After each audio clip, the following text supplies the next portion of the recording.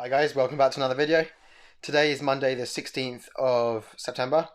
Literally just Olympia weekend. The weekend just gone. And I was watching the classic physique a lot, and I even actually open bodybuilding a bit as well.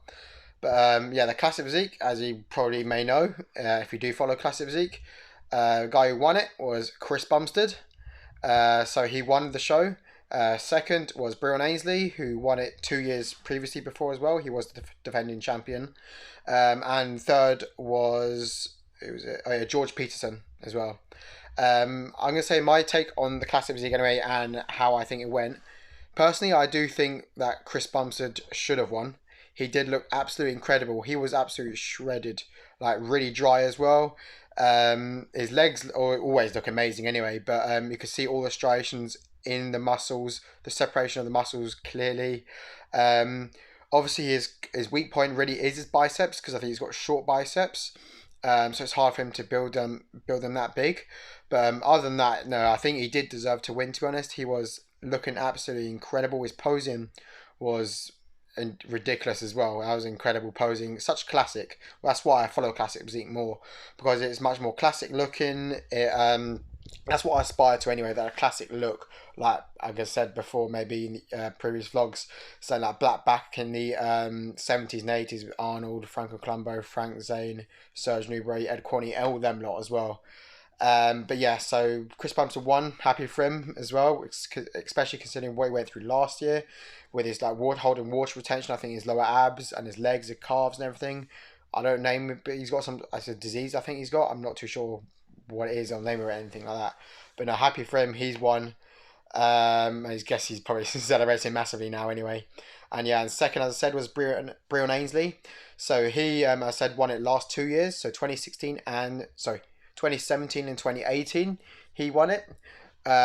Which again, he looked absolutely incredible on stage.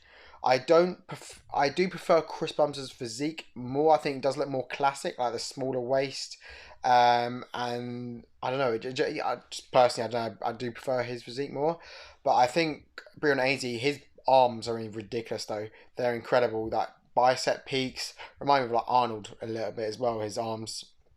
And again, well, he's got the whole package to be honest. He's got a very, very good physique, and it was on point. Again, both of them were really on point.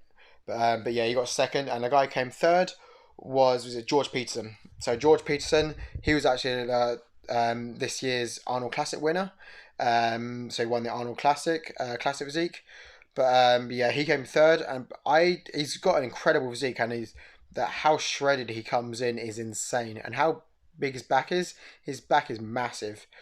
But I don't personally, anyway. I don't think that he's really made for classic physique. He hasn't really got a classic look, in my opinion. Anyway, I think if he gained maybe about 10, maybe yeah, 5, 10, 15 more pounds, maybe 15 more pounds, he could get into 212, which I think his weight for his weight category, how much he weighed for this Olympia, I think I can't remember how much he was. I think he was about 192 pounds. So I think yeah, if he could literally gain 20 pounds or yeah, 20 pounds and then go to 212.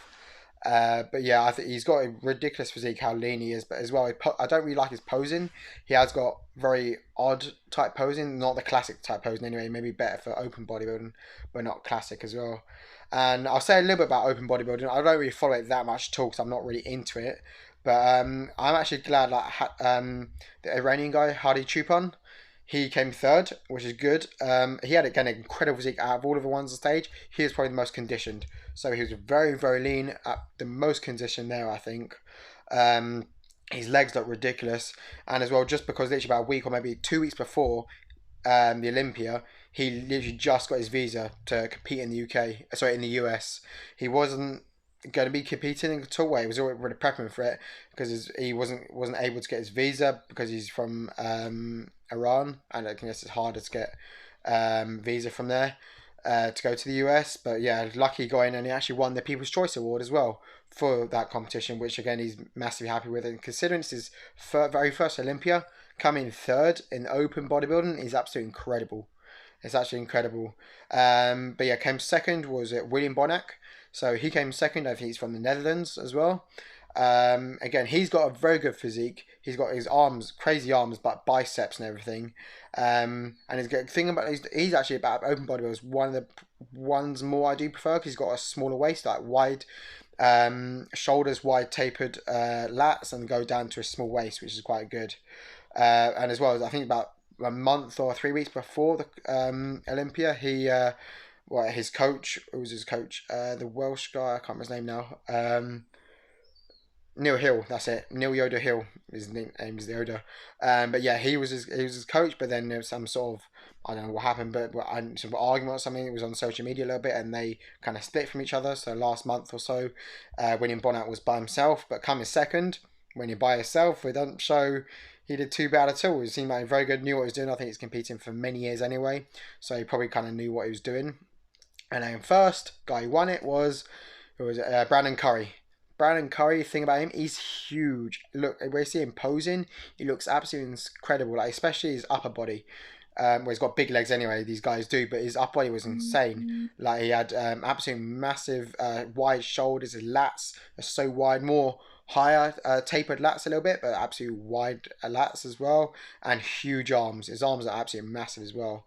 And his posing actually was pretty good. A little bit more type classic, slightly a little bit, which I do kind of, as I said, prefer. But yeah, he won the open bodybuilding in Mr. Olympia 2019 as well. But yeah, anyway, I'm going to be having some food in a minute and going to the gym. I'm actually going to be doing leg workout, which I probably will video. But this leg workout, just like I've done one week or so ago, is that it's going to be more on my right leg as well. So it's going to be not like a normal conventional leg workout. I probably will do squats as well, maybe like a squat machine. But then after that, I'll probably, the rest of it will just be on my right leg.